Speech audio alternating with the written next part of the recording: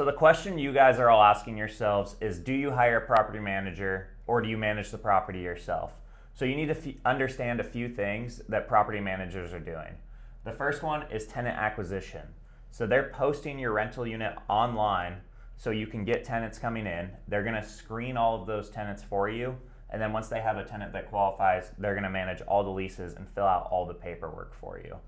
Trevor, do property managers have access to different or special software that normal people wouldn't have access to? Or are they using mostly the same tools that you'd have access to as someone who self-manages their portfolio? You can acquire all these same exact tools and do it yourself. A property manager is just typically doing it faster because that's all they're doing every single day. Yep. The next thing they're going to do is, once they filled a unit, is start collecting rent for you. So you're not going to be having to go and collect rent from tenants. They're handling all of that for you.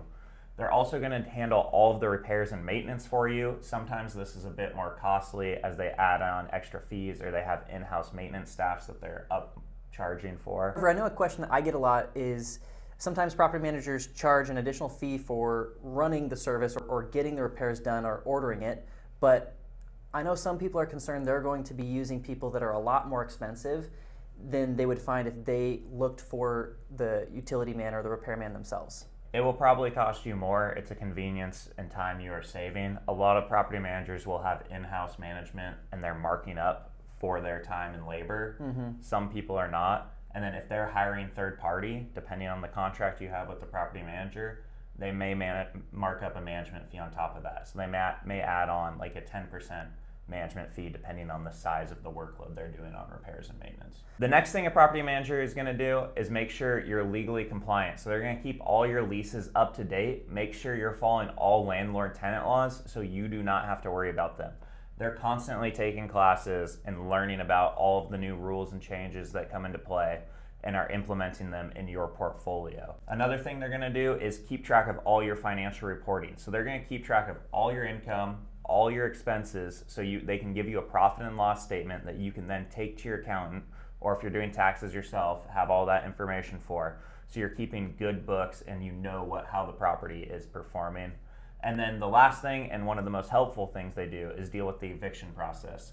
So they will typically go to court for you, they will issue all eviction notices, and they will deal with all of that, so you are not having to go deal with kicking a tenant out if you run into that situation. So the things you need to do, whether you have a property manager or not, is 100% of the time you are going to be making the strategic plans and decisions. So you have to direct the property manager on where you want to take the property, different upgrades and updates you want to do that are on a larger scale, typically over a certain dollar amount.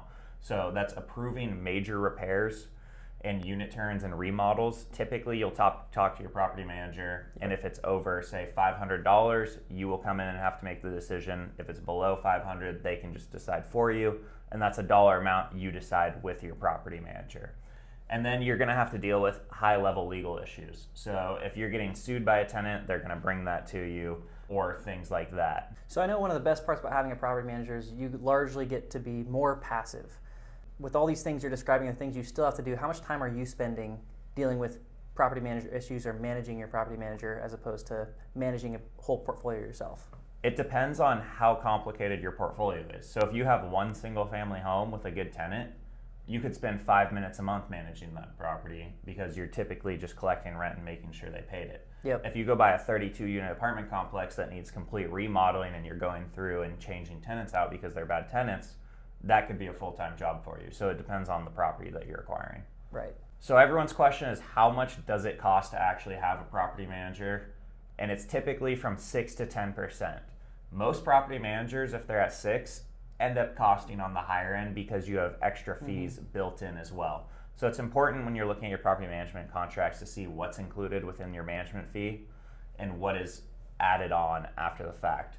So that when I say 6 to 10%, that's of gross rent collected. So if you have a 10% property management fee and you're bringing in $1,000 in rent, you would be paying $100 a month in property management fees.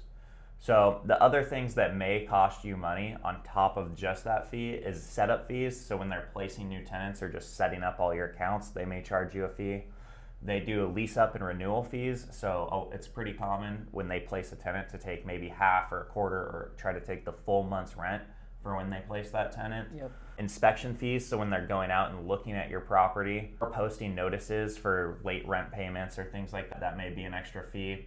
Or eviction fees if they're having to go out there and deal with tenants in that way as well. So these are all things, plus a few more, that they may be adding into your property management contract and charging you for that you need to be aware of. Is there a structure for the property management contract that you prefer over others as far as including or not including fees, or being on the lower percentage or higher percentage of the property management fee in general? The fee is the least of your worries, whether it's 6 to 10%. You want a good property manager because a good property manager will make up the fee, and it doesn't matter, that small negligent difference, because they may be, if someone's charging you 6 and someone's charging you 10, they're probably going to be pretty similar after fees because they all operate similarly. But your main thing is you want a property manager who manages types of properties you have and can place good tenants and can take all the work off your plate and is consistently collecting rent, and then knows how to also increase rent over time because that will make you money. Having a cheaper property manager sounds great, but may cost you more money over the long run. The other thing you have to watch out for is maintenance fees, which we kind of talked about a little bit. But a lot of property managers, if you're doing like a unit turn over $10,000, they may add in a 10% fee on top of that workload to be managing all the contractors they're bringing in if they're not doing it in-house. So that's another thing to look for in your contract.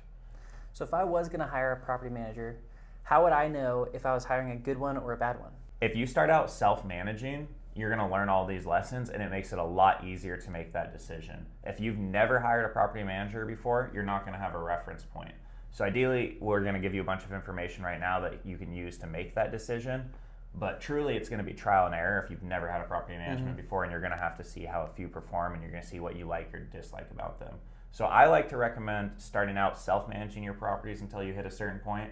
It's going to be a little bit of a headache, but you're going to learn a lot of lessons that will help you down the road. For sure. So when I started out with my portfolio, I was managing all the properties myself. Yep. Like I said, this is why I recommend, so you learn all of the lessons, you know what a good or bad property manager does.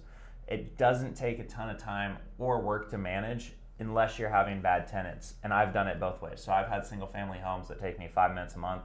I also didn't know I was supposed to screen tenants early on. So I had a tenant in my property that was just damaging the property, and that taught me a lot of lessons, and it was a lot of work. The other thing you guys need to think about is when you make this switch. So once you buy enough properties, it's not your best use of time to be managing these properties and dealing with them. True. And it makes sense to get a property manager. Or if you're making a bunch of money at your normal job and you don't want to spend an hour a week on property management, it may make sense to get a property manager right away. So those are just all things to consider. Again, I recommend doing it yourself to start out just so you learn, but you don't have to do this. So it's almost, you recommend doing it yourself until there's a specific pain point that you really don't want to go over, and at that point, that's when you know it's like, okay, it's probably worth it to get a property manager now. Or your time is better used acquiring more properties or doing something else. Got it. So Trevor, what are some of the main lessons you've learned in doing your own property management that you would share for everybody? Yeah, so one of the biggest ones that everyone runs into is someone tells them they want to move into the property, so they take it off the market and stop advertising it. Your unit is not rented until you've collected either first month's rent or a security deposit. Tenants will lie to you all day long, and they will tell you they want this property, they're going to move in, and then you will never hear from them again. So until they've applied and given you that money, you act like they have never applied and you do not have someone for the property. For sure. Next thing you're going to want to do is always screen the tenants. Like I said, when I started out, I didn't screen a tenant because I didn't know I was supposed to even. And that tenant caused me the most amount of headache. I would have easily avoided it because I would have saw they had really poor credit, didn't have any income, and they wouldn't have qualified for someone I wanted to live in that unit. Right. The next thing is bad tenants cost more than vacancy. So most people freak out as soon as someone moves out and they're trying to place a tenant as quick as possible, which I understand, and you would like to place them as quick as possible. But you never want to place a bad tenant. It's better to wait and have your unit open for another week, 2 weeks, to get a good tenant that meets your screening criteria, rather than just placing the first tenant you have that doesn't meet your screening criteria in there. Right, but you do have to make sure your screening criteria weeds out all potential bad tenants, right? Correct. So you'll have this specific criteria that you need to meet, that you'll set, and if they do not meet it, you just don't accept them and you move on until you find someone that does. Right. The next thing is that nice rentals typically have better tenants and take way less work. So if you have a more expensive rental and a high income earner tenant, they're typically causing you less headache, and you have a nicer property, so you have less things breaking. So I buy a lot of value add properties. These properties need a ton of work. We're taking over tenants that aren't paying rent, and this causes the most amount of headache.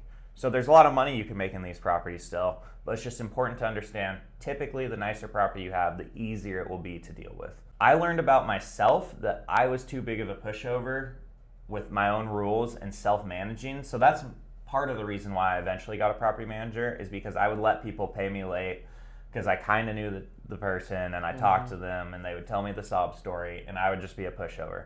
So very important that you actually stick to all the rules, and you let people know you're fair, but you let them know these are the rules and you need to follow them. So Trevor, in all these lessons you've learned, have there been any huge horror stories that have driven these lessons home for you? Yeah, so because I bought so many rental units and helped so many other people do it, we've seen a lot of things go on. Like I mentioned, I had someone going in, punching holes in the walls early on. We've had people who we took over a property, they didn't screen any of the tenants, none of the people were paying rent. They were dealing drugs on the property. They were counterfeiting money in some of the units. They metal plated all the doors shut, and this was a really crappy property that we have improved over time. But the biggest thing from like all these lessons I've learned is I used to freak out early on when I was new into the game. But all this stuff is fixable. Like anything that happens now, it's just laughable because there's a solution to every single one of these problems, and it's not that big of a deal. Definitely. We've had people not pay us rent, tried and burn down units, like anything you can think of, we have had happen, and it's fixable 100% of the time.